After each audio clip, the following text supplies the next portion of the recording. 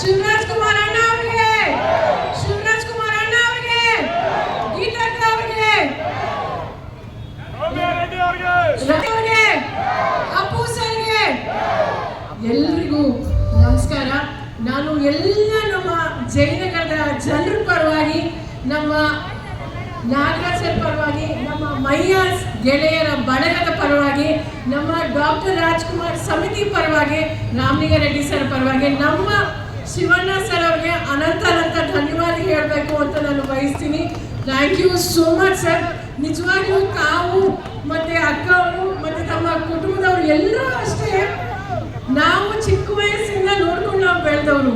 ಎಷ್ಟು ನಿಜವಾಗ್ಲೂ ಸರಳ ಅಂದರೆ, ಮತ್ತೆ ನಮ್ಮ ರಾಜ್ಕುಮಾರ್ ಅಪ್ಪಾಜಿ ಅವ್ರ ಬಗ್ಗೆ ಮಾತಾಡಬೇಕು ಅಂದರೆ ನಮಗೆ ಅಟ್ಲೀಸ್ಟ್ ಒಂದು 3 ದಿವಸ ಬೇಕಾಗತ್ತೆ.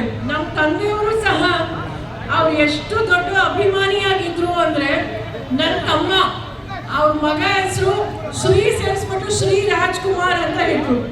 ಸೊ ನೀವು ಅಷ್ಟೇ ಪ್ರತಿಯೊಂದು ಕಾರ್ಯಕ್ರಮ ಭಾಳ ಕಡೆ ನಾವು ಭೇಟಿ ಮಾಡ್ತಾ ಇರ್ತೀವಿ.